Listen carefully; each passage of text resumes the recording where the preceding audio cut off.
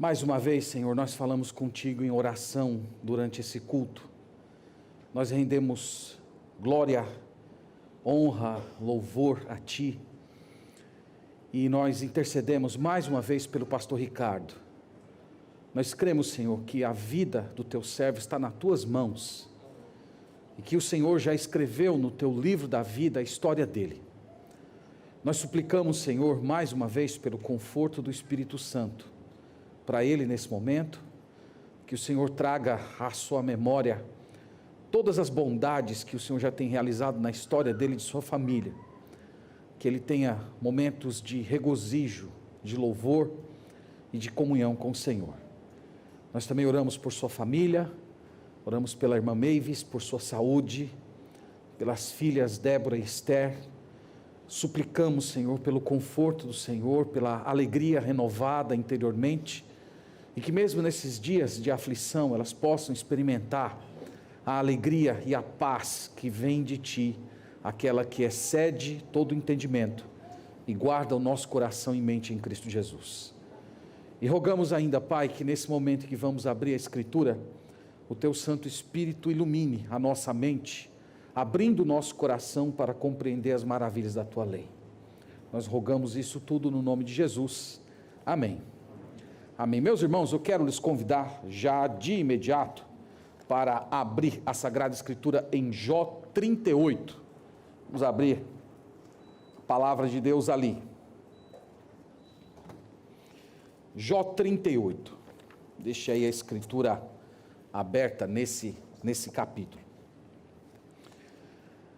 Até aqui, meus irmãos, nós temos apresentado Jó em um profundo estado de miséria, conforme falamos na primeira mensagem. Então você deve imaginar Jó como um homem cheio de feridas purulentas, um homem que está profundamente ferido na alma por causa da morte dos seus filhos, um homem que está completamente à mercê da miséria por ter perdido toda a sua riqueza, e que ainda precisa carregar o desprezo da esposa, a hostilidade dos seus amigos e o próprio isolamento do convívio social. Nós falamos tudo isso na primeira mensagem. Nós mostramos para os irmãos que em um primeiro momento Jó reagiu de uma forma muito elevada e surpreendente, dizendo: nu saí do ventre da minha mãe, nu eu voltarei, o Senhor deu, o Senhor tomou, bendito seja o nome do Senhor. Mais para frente, no capítulo 2, ele diz para a mulher dele que nós temos recebido o bem de Deus, nós também podemos receber o mal do Senhor. Mas o fato, irmãos, é que aquele estado de calamidade que veio se arrastando por meses, fez com que em alguns momentos a fé de Jó vacilasse, e isso acontece conosco também na vida cristã. Durante o livro, ele disse algumas coisas a respeito de Deus que não eram verdadeiras, e ele acabou insistindo muito mais na sua justiça própria do que na justiça de Deus. Então isso nós falamos nas primeiras mensagens. Nós também salientamos para os irmãos o que nós chamamos da teologia superficial dos amigos de Jó. Então os amigos de Jó tinham uma percepção muito limitada do que estava acontecendo com ele. Esses homens, eles interpretavam que todo o sofrimento que Jó estava padecendo era pelo fato de Deus estar irado com ele.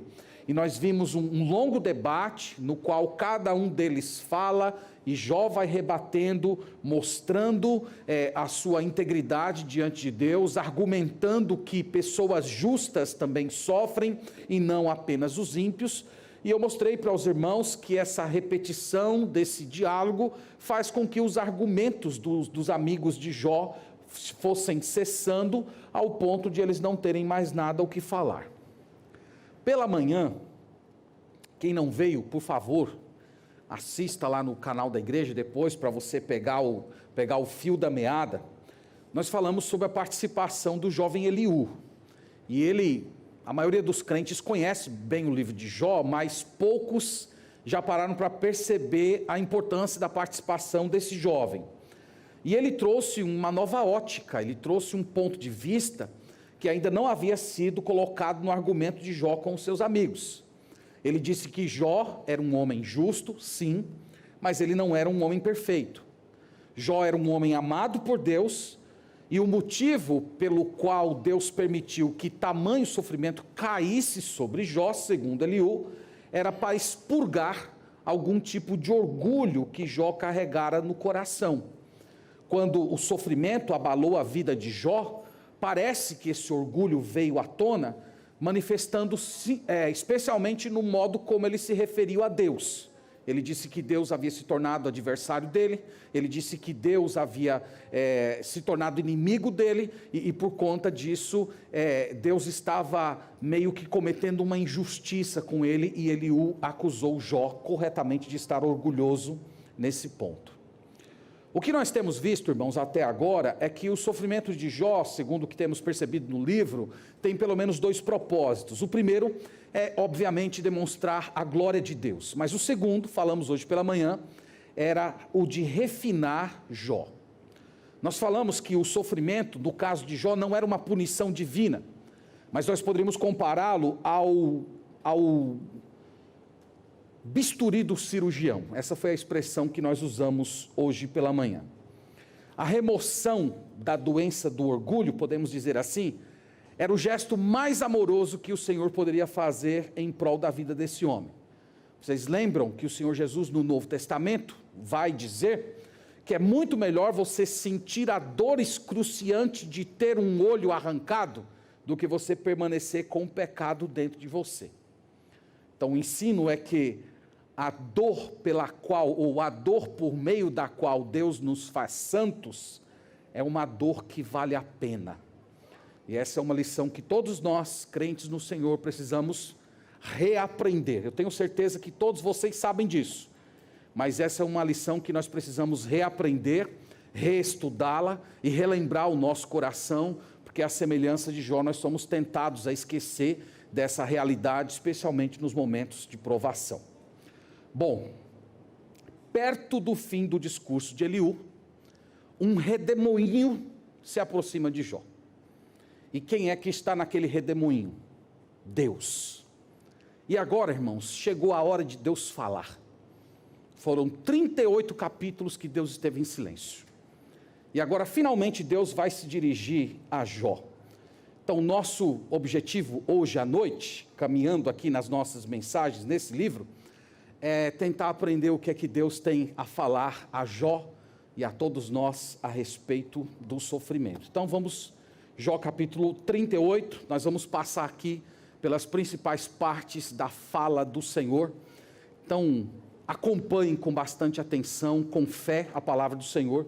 Eu disse já para os irmãos desde o princípio que é mais fácil no livro de Jó você apreender as partes históricas do livro. Então, o discurso histórico é muito fácil, o começo, o fim do livro, o sofrimento de Jó, a restauração dele. Mas essa parte, que é uma parte poética, ela acaba sendo um pouco mais truncada na leitura. Mas o desafio é justamente nós tentarmos fazer um esforço mental, porque Deus tem coisas maravilhosas para nos ensinar também. E Deus escolheu se comunicar conosco através de poesias. Deus escolheu se comunicar conosco através dessa bela forma de arte. Então vamos lá, capítulo 38, vamos começar com a repreensão de Deus a Jó. Eu estou lendo dos versos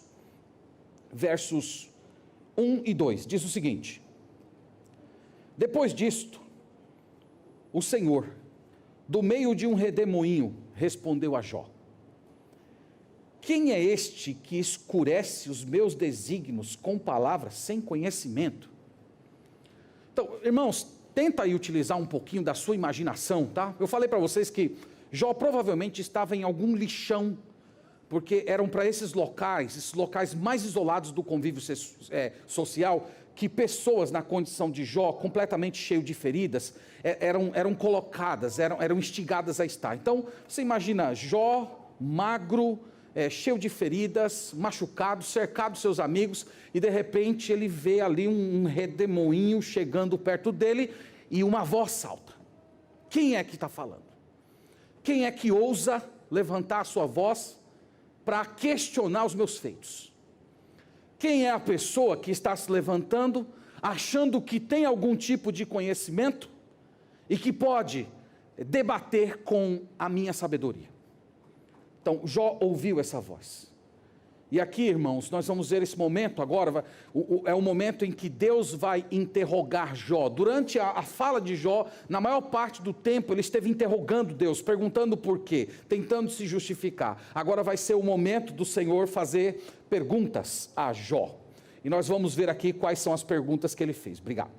No verso 3, você pode ler comigo o que Deus fala para ele aí? Então imagina Jó ouvindo esse tipo de coisa dos lábios do Senhor.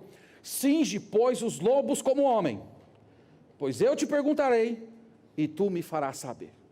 Eu não sei vocês, irmão, nessas horas eu já estaria de joelhos, Senhor, me perdoa, não sei nem o que o Senhor vai perguntar, mas eu já estou arrependido, me perdoa. Mas o que Deus está chamando Jó aqui, é para um debate.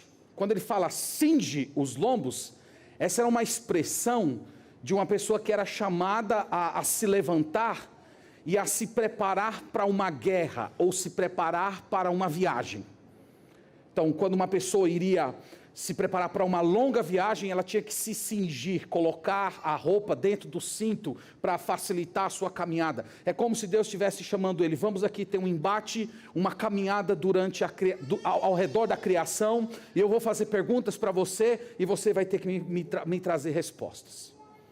E Deus faz vários questionamentos para Jó. Eu separei aqui entre questionamentos a respeito do mundo terreno e questionamentos a respeito do mundo celestial. Nós vamos ver que são esses dois tipos. Então, começando com o mundo terreno, Deus pergunta para ele, verso 4 ao 7. Onde estavas tu quando eu lançava os fundamentos da terra? Dize-mo se tens entendimento. Quem lhe pôs as medidas, se é que sabes? Ou quem estendeu sobre ela o cordel? Sobre que estão fundadas as suas bases? Ou quem lhe assentou a pedra angular? Quando as estrelas da alva juntas alegremente cantavam e rejubilavam todos os filhos de Deus. Então Deus está perguntando, Jó, naqueles dias em que nada havia sido criado ainda, e os anjos estavam cantando louvores a mim, eu lancei os fundamentos da terra, eu criei as estruturas da terra. Onde é que você estava? Como é que eu fiz isso? Quais foram as medidas que eu utilizei? Responde se você sabe a resposta a essa questão. Então Deus está dizendo basicamente para Jó o seguinte, você nem sabe como foi que eu fiz isso, e você nem estava lá para saber como é que foi que isso aconteceu. No verso 8, Deus continua. Ou quem encerrou o mar com portas, quando rompeu da madre? Quando lhe pus as nuvens por vestidura e a escuridão por fraldas? Quando eu lhe tracei limites e lhe pus ferrolhos nas portas e disse, até aqui virás e não mais adiante. Aqui se quebrará o orgulho das tuas ondas. Então, quando nós andamos na praia, esse é um versículo que sempre me vem à mente quando eu estou fazendo as corridinhas ali na orla. Então você olha o mar chegando até um certo limite. E Deus está dizendo aqui para Jó, ele vai até esse limite porque eu estabeleci. E a pergunta de Deus a Jó é, como é que eu fiz isso? Você estava presente quando eu estabeleci esses limites? Você estava presente quando eu criei o mar? Ele usa aqui a criação do mar em termos maternos, como se ele tivesse colocado fraldas no mar, como se fosse uma criança. Quando eu gerei o mar, você estava lá. Você sabe como isso aconteceu? Você sabe como funciona a minha sabedoria? Deus continua, verso 12. Acaso, desde que começaram os teus dias, deste ordem à madrugada, ou fizeste a alva saber o seu lugar, para que se apegasse às orlas da terra, e desta fossem os perversos sacudidos? A terra se modela como barro debaixo do selo, e tudo se apresenta como vestidos. Então Deus está falando aqui, irmãos, da ordem do universo. Deus está fazendo referência aqui àquela separação entre dia e noite que é narrada no livro de Gênesis. E Deus está perguntando a Jó, você estava lá quando eu fiz isso? Você sabe como é que funcionam essas leis? Você não tem condições, Jó, de entender a minha sabedoria. Você nem fez essas coisas e nem tem condição de fazer. No verso 16. Acaso entraste nos mananciais do mar e percorreste o mais profundo do abismo? Porventura te foram reveladas as portas da morte, Ouviste essas portas da região tenebrosa? Tens ideia nítida da largura da terra? Dízimo, se o sabes. Onde está o caminho para a morada da luz? E quanto às trevas, onde é o seu lugar? E Deus continua. Então Deus aqui, irmãos, está perguntando para ele a respeito dos oceanos. Você já andou nos oceanos? Você já foi no profundo dos oceanos? Vocês sabem, né? Eu li algum tempo atrás que o homem conhece mais a respeito do espaço do que a respeito do oceano. Então Deus está perguntando para Jó, você sabe o que acontece lá? Eu sei o que acontece lá porque eu criei tudo. Eu fiz tudo, eu sei o que está acontecendo com cada organismo que está vivendo no oceano. Deus continua. Verso 22. Acaso entraste nos depósitos da neve e viste os tesouros da saraiva, que eu retenho até o tempo da angústia, até ao dia da peleja e da guerra? Onde está o caminho para onde se difunde a luz e se espalha o vento oriental sobre a terra?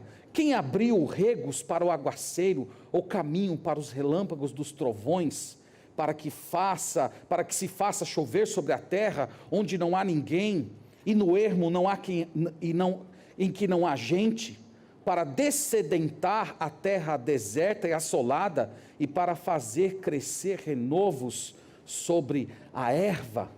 Então Deus está perguntando para ele se ele sabe onde Deus guarda a chuva, onde Deus armazena o granizo. Ele está perguntando a Jó se Jó teria condições de matar a sede do deserto com água.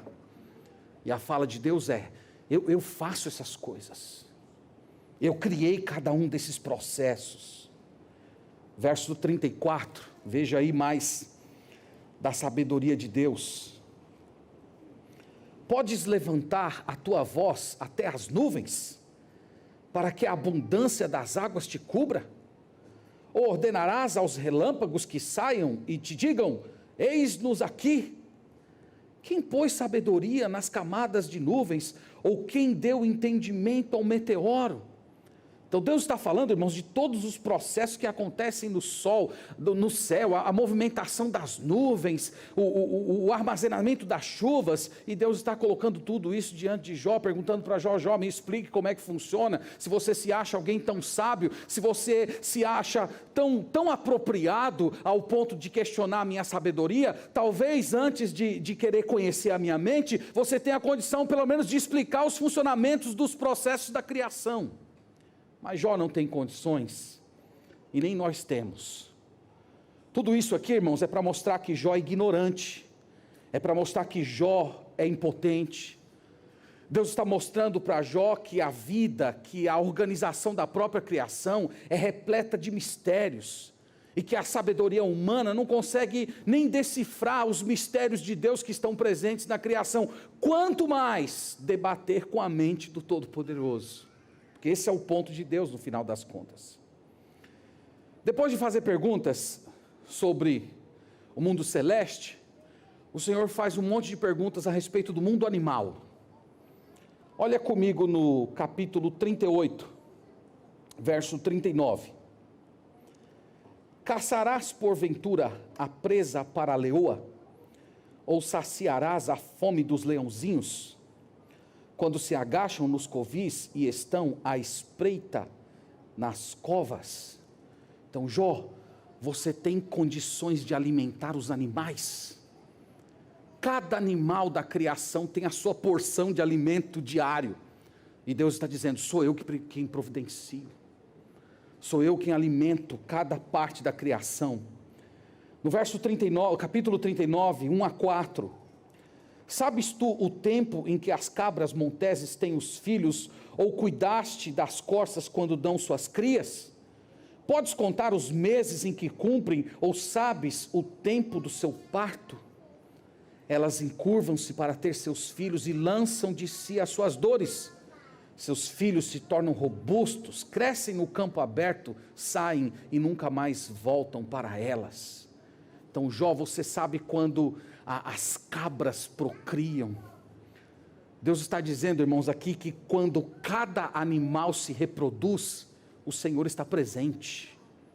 Ele conhece cada processo biológico que faz com que um animal gere outro animal. E Jó não conhece nenhuma dessas coisas. E ele ainda assim acha que pode discutir com o Todo-Poderoso. Versículo 5. Quem despediu livre o jumento selvagem? E quem soltou as prisões ao asno veloz? Ao qual dei o ermo por casa e a terra salgada por moradas? Ri-se do tumulto da cidade, não houve muitos gritos no arrieiro. Os montes são o lugar do seu pasto, e anda à procura de tudo que está verde. Acaso quer o boi selvagem servir-te? Ou passará ele a noite junto da tua manjedoura? Deus está falando aqui, irmãos, a respeito dos animais selvagens. A pergunta de Deus a Jó é: quem foi que deu liberdade para os animais selvagens? Aqueles animais que não se submetem ao homem, aqueles animais que resistem o processo do homem querer transformá-lo em um animal doméstico. Quem deu a ele essa sensação de que ele tem que ser livre, viver sozinho, longe dos homens, procurando seu próprio alimento? Quem colocou esses processos dentro deles? Deus está dizendo: fui eu que fiz. Então, novamente, irmãos, Jó, ele é ignorante a respeito do modo como Deus conduz a criação. Ele não entende como Deus coordena e ordena esse mundo. E quem é ele para questionar os caminhos de Deus, a sabedoria do Senhor? Nesse ponto aqui, da fala de Deus, o Senhor faz uma pausa. E aí Jó vai se expressar. Veja a fala de Jó, nós podemos dizer que é um interlúdio. Né? Às vezes quando o pregador está falando, ele fala, aí ele faz isso aqui, ó, né? Ele para e toma uma água. Então é como se Deus estivesse tomando uma água aqui, tá? Você sabe que isso foi uma desculpa para eu tomar água, né? Entenderam? Então olha aqui, o interlúdio, capítulo 40, verso 3. Então Jó respondeu ao Senhor e disse: sou indigno, que te responderia eu? Ponho a mão na minha boca. Uma vez falei e não replicarei. Aliás, 2 vezes, porém não prosseguirei.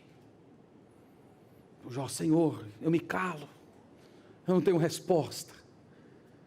Eu falei demais, eu falei 2 vezes, né? Era para ter falado nenhuma, mas eu não vou dar resposta para nenhuma das tuas perguntas, porque eu não tenho o que responder. Aqui, irmãos, Jó está começando a entrar no lugar certo. Ele está começando a se colocar no lugar de uma criatura, alguém que não compreende sequer o funcionamento desse mundo, e está começando a compreender que ele não tem o direito de questionar a mente do Criador. Ele não pode condenar Deus pela forma como ele estava conduzindo a sua história e fazendo a sua vontade.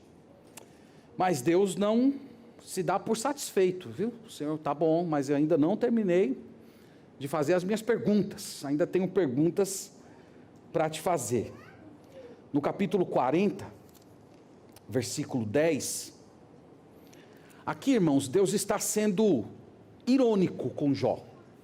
Para quem acha que Deus às vezes não usa dessas figuras de linguagem, ironia, sarcasmo, né? Algumas pessoas acham que é errado crente às vezes ser irônico, ser sarcástico, né?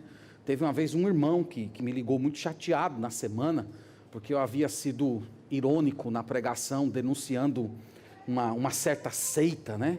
E a pessoa falou: olha, o senhor deveria tomar cuidado com essas formas de se expressar, usando excessiva ironia para falar de erros. Mas veja que Deus faz isso com Jó. No verso 9, veja o que Deus diz a ele: ou tens braço como Deus, ou podes trovejar com voz como ele o faz. Agora veja o que Deus diz, isso é irônico. Orna-te, pois, de excelência e grandeza, veste-te de majestade e glória. Então o que é que Deus está fazendo aqui com Jó? Vem ser como eu, venha se vestir de divindade. Você tem condição de fazer isso? Você tem glória suficiente em si mesmo para se vestir? Faça como eu faço. Faça com que a sua voz seja como a voz de um trovão. Deus está sendo irônico. Deus ainda diz para ele no verso 11: derrama as torrentes da tua ira, e atenta para todo soberbo e abate-o. Então Deus está chamando ele a ser Deus. Faça como eu faço. Eu estou de olho nos soberbos. Eu consigo perceber cada soberbo que existe nesse mundo, e eu estou abatendo a cada um deles. Faça isso, Jó. Seja o juiz desse universo. Deus ainda diz no verso 12, ele continua: olha para todo soberbo e humilha-o, calca aos pés os perversos do seu lugar, cobre-os juntamente no pó, encerra-lhes o rosto no sepulcro. Então, também eu confessarei a teu respeito, que a tua mão direita te dá a vitória. Então, Jó, se você conseguir fazer todas essas coisas, se você conseguir ter onisciência suficiente para perceber cada soberbo desse mundo, e poder suficiente para julgar cada um deles, eu vou estender as minhas mãos, eu vou reconhecer que você também é grandioso e vitorioso. Deus está sendo aqui irônico com ele. Então, irmãos, nesse ponto, Jó, ele é trazido à completa submissão ao Senhor. Ele compreende que há coisas a respeito do funcionamento desse mundo que ele simplesmente não tem condições de entender. Ele começou a perceber que ao longo do livro ele veio sendo presunçoso, achando que ele poderia ensinar Deus a ser justo.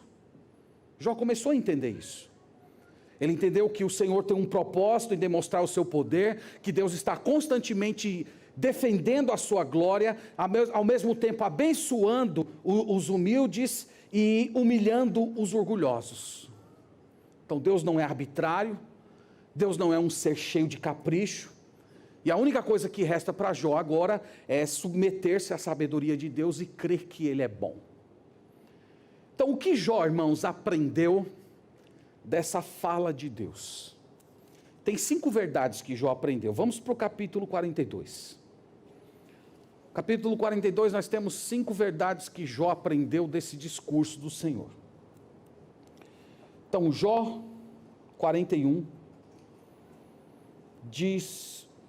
Jó 42, vamos ler o verso 1, diz o seguinte: então respondeu Jó ao Senhor, em primeiro lugar, bem sei que tudo podes. Então o que foi que Jó aprendeu de Deus? Em primeiro lugar, ele aprendeu que Deus é todo-poderoso. Ele aprendeu que Deus é onipotente. Bem sei que tudo podes. Quando a Escritura, irmãos, diz bem sei, é para dizer assim: eu sei através da experiência. Eu não sei apenas de ter aprendido conceitualmente que Deus é poderoso. Eu sei porque eu experimentei o poder de Deus na minha história. Então essa foi a primeira lição que Jó aprendeu. As rédeas da minha vida não estão nas minhas mãos. O desenrolar da minha história está na mão de um Deus todo-poderoso, que sabe de tudo. O que mais que Jó aprendeu de Deus? Verso 2: bem sei que tudo podes. Segundo lugar, e nenhum dos teus planos pode ser frustrado. O que significa essa frase? Nenhum dos teus planos pode ser frustrado. Significa, meus irmãos, que Deus é soberano. Tudo o que acontece foi porque Deus escreveu. Então não existe sorte, não existe acaso, não existe azar, não existe loteria, não existe olho gordo, não existe sexta-feira 13, não existe nome na boca do sapo, não existe nada dessas coisas. O que existe é um Deus que controla tudo. Então, meus irmãos, nós precisamos aprender isso. Que a nossa vida não é como uma folha seca ao vento. A nossa existência está nas mãos de um Deus todo-poderoso que escreveu a nossa história. Tudo que acontece faz parte do plano eterno de Deus, e nada nesse mundo, nem fora desse mundo, nem no mundo físico, nem no mundo espiritual, pode frustrar aquilo que Deus escreveu. Jó aprendeu isso. Terceiro lugar, que mais que Jó aprendeu? Verso 3.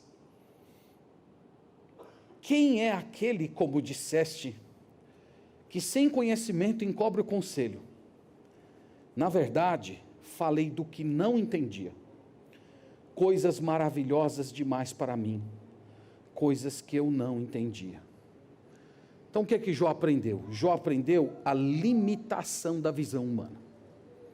Falei do que não entendi. Jó falou muito, irmãos. Ele falou do capítulo 3 até o capítulo 31. Ele falou muito. Ele falou a respeito de muitas coisas.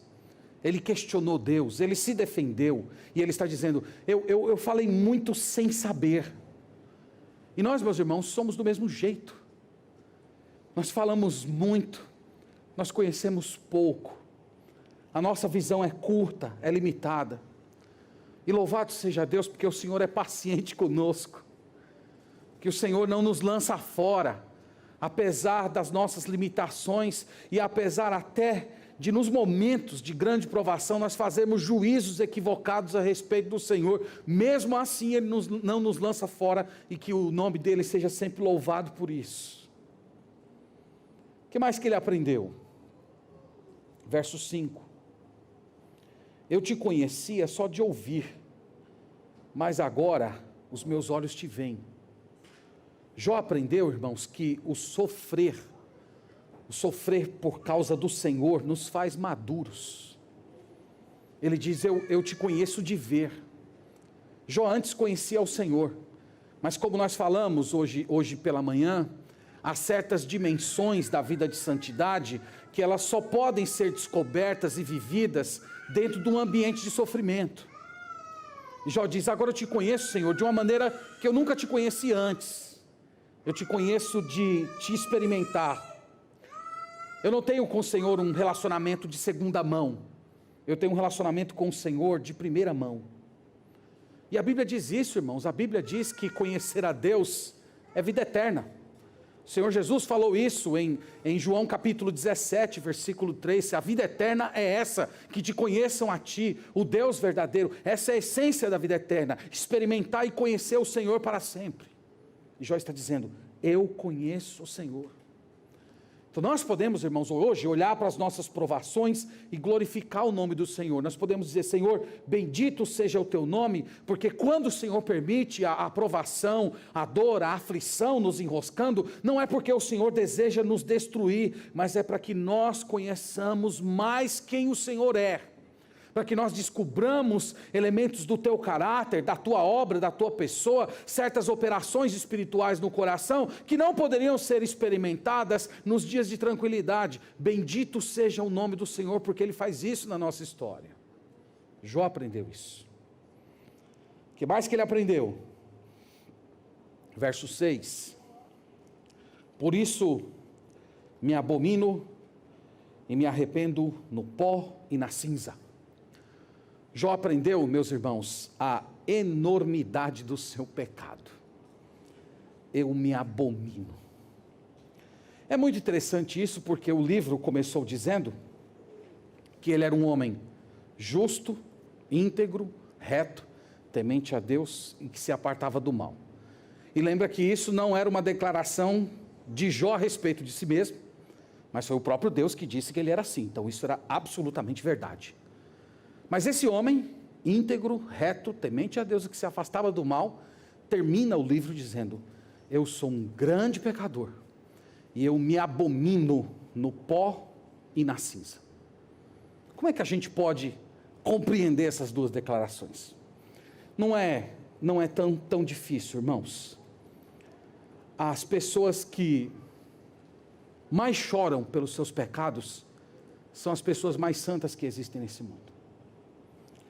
Quanto mais perto nós estamos do Senhor, mais nós percebemos as maldades, as muitas manifestações de maldade que há dentro da nossa alma.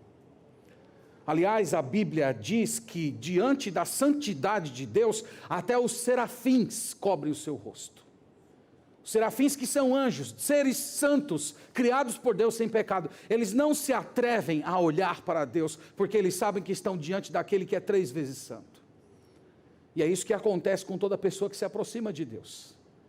Ela percebe o quanto é pecadora. Ela percebe o quanto ela está distante de ser aquilo que deveria ser diante do Senhor. Toda vez que você vê alguém, algum cristão se elogiando, algum cristão jogando confete sobre si mesmo, pode ter certeza que você está diante de alguém que é carnal. Porque quanto mais perto de Deus, mais consciência de pecado. Lembra de Pedro dizendo: Senhor, retira-te de mim porque eu sou pecador. É isso que acontece com quem se aproxima de Deus. É como se a luz da glória de Deus iluminasse todas as manchas que estão ocultas na nossa alma. Então Jó, meus irmãos, aprendeu todas essas lições através dessa fala de Deus severa, por meio de dezenas de perguntas, nas quais o Senhor o chama para considerar sua obra na criação. Para concluir, irmãos, eu quero trazer 4 lições finais que nós aprendemos como uma síntese dessa história. Depois nós vamos orar ao Senhor. O que nós aprendemos aqui desse discurso do Senhor e da experiência de Jó até esse momento? Primeiro, é que nós precisamos, meus irmãos, de todo o nosso coração, crer na absoluta soberania de Deus. Todo cristão que tem um mínimo de comprometimento com a Bíblia, sabe que Deus é soberano, acredita que Deus é soberano. Mas parece, irmãos, que momentos de provação, momentos em que nós sofremos dor, momentos como falamos hoje de manhã nos lábios de Eliú, que a provação nos acorrenta, parece que essa verdade, ela perde força para a gente. E é por isso que nós enfraquecemos, é por isso que nós murmuramos, é por isso que nós ficamos tão perdidos, porque por algum momento nós esquecemos que Deus é soberano, que Ele escreveu a nossa história, que Ele é todo sábio.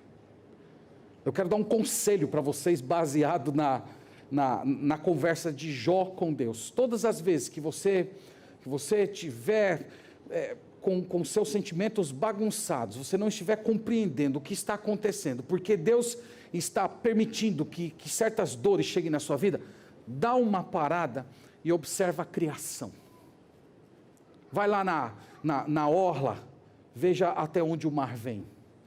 Olha para o funcionamento da criação. Foi isso que Deus fez com Jó. Deus chamou Jó a investigar a sabedoria divina por meio da criação. Então dá uma olhada na natureza, pega lá aqueles canais do Discovery Channel que mostram aquelas paisagens belíssimas, olha para aquilo e tenta observar a sabedoria de Deus, a inteligência de Deus por detrás de todas aquelas coisas. Essa semana eu estava lendo o livro do Adalto Lourenço, Como Tudo Começou, e ele estava falando que o DNA humano, um único DNA humano, tem tanta informação que enciclopédias e enciclopédias não caberiam tanto de informação que tem em um único DNA. Ele disse que se você pegasse um único DNA, que é microscópio, e você fosse desenrolar as informações dele, dariam mais de 2 metros de informação.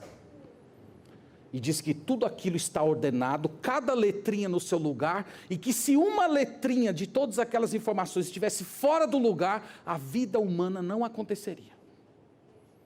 A pergunta é: quem fez isso? Foi Deus. Deus é sábio. Deus organizou tudo de uma forma harmônica, perfeita.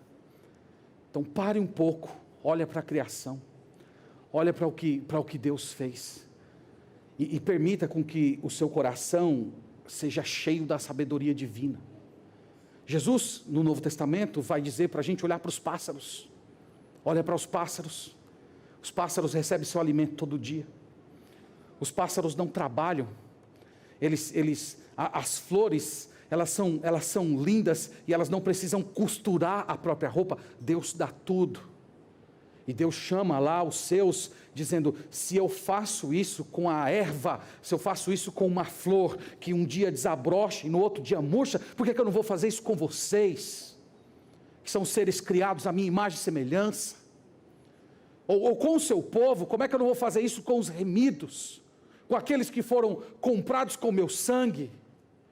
Então Paulo vai argumentar no Novo Testamento, ora, se Deus entregou o seu Filho, como é que ele vai negar para você as outras coisas? Se Deus já entregou Jesus, que é o ente mais precioso que ele tinha consigo, por que você acha que ele vai negar alguma das outras necessidades reais que você tenha? Então nós somos chamados, irmãos, a observar a providência do Senhor, a ver o modo como Ele opera na criação, a observarmos a obra de Cristo na Escritura, e tudo isso encheu o nosso coração de esperança. O meu Deus é todo sábio, o meu Deus é soberano, o meu Deus, Ele se preocupa com minúcias, Ele governa os astros, Ele estabeleceu as estrelas, Ele diz que cada estrela possui um nome, e cada uma tem o seu lugar na criação, e nenhuma delas falta todo dia. Ele sabe de cada uma, de cada processo que está ocorrendo no espaço. Ele sabe também o que está acontecendo na minha vida. Então ore, e medite na Escritura, contemple a criação, até que isso esteja muito bem resolvido no seu coração. Creia, meu irmão e irmã, que tudo que Deus faz é certo e bom.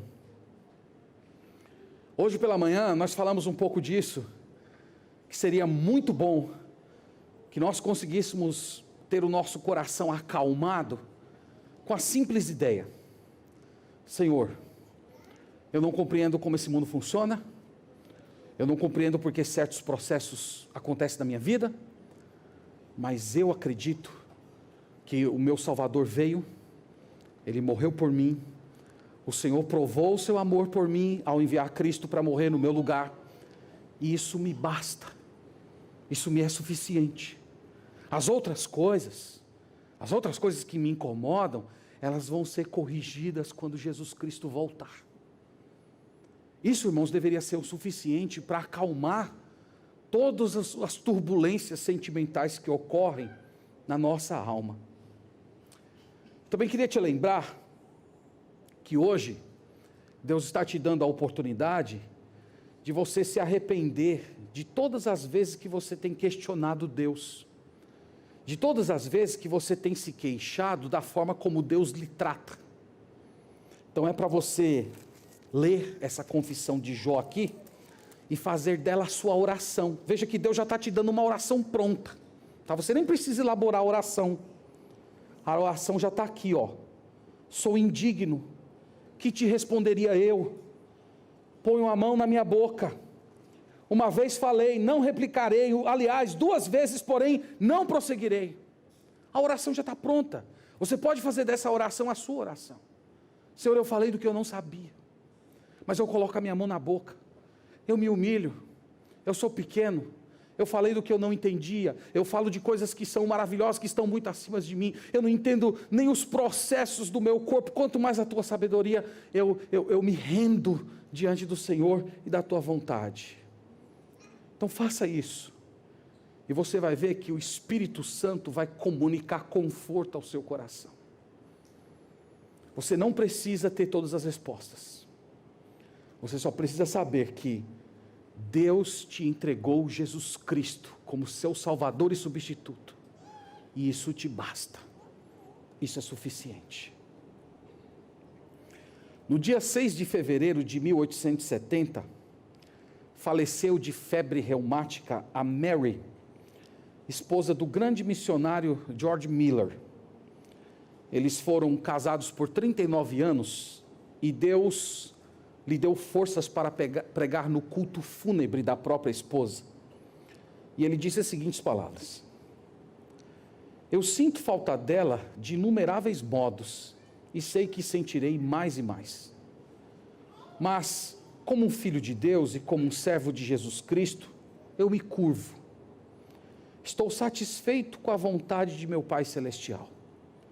Eu procuro como objetivo de vida sua santa e perfeita vontade para glorificá-lo. Agora veja essa frase: eu beijo continuamente a mão daquele que hoje me aflige. Palavras belíssimas. Às vezes, irmãos, Deus nos aflige. Jó disse isso. Nós recebemos o bem de Deus, mas às vezes também nós recebemos o mal.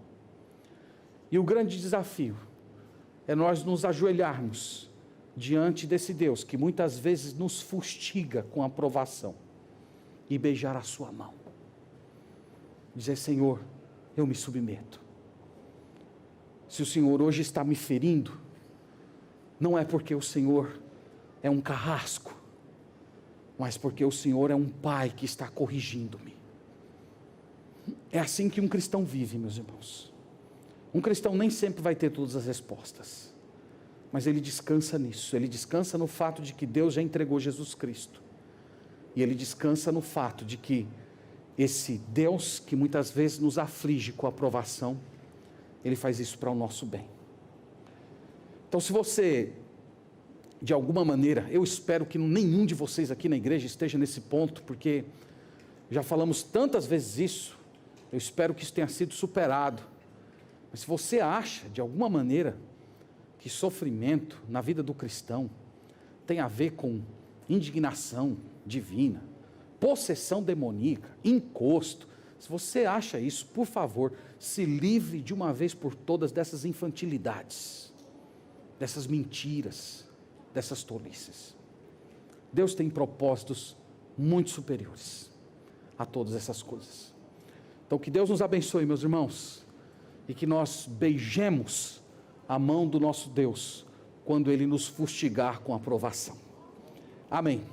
Vamos orar a Deus nesse instante.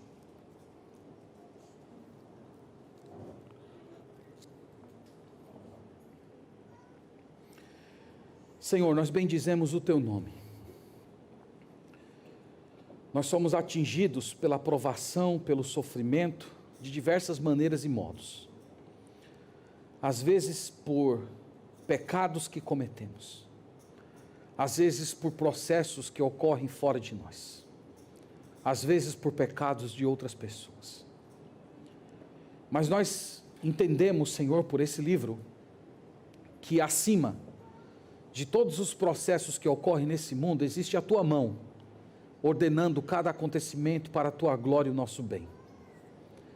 E hoje, Senhor, nós queremos que o nosso coração seja acalmado com a recordação de que o Senhor entregou Jesus Cristo como sendo o nosso substituto, e que o sofrimento, embora intenso, ele nunca vai nos destruir, porque a destruição que ele carrega já foi sofrida pelo nosso Salvador no Calvário, e é por isso que nós podemos descansar.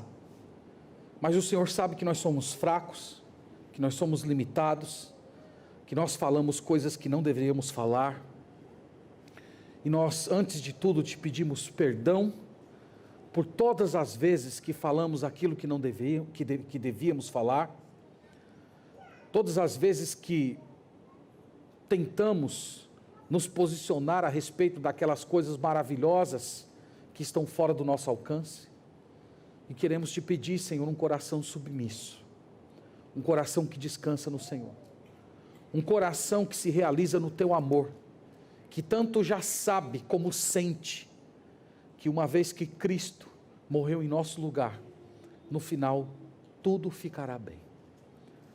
Eu oro, Senhor, para que Tu concedas essa esperança aos nossos irmãos que estão padecendo. Eu oro e lembro nesse momento dos irmãos que sofrem perseguições em países muçulmanos, em países marcados pelo ateísmo.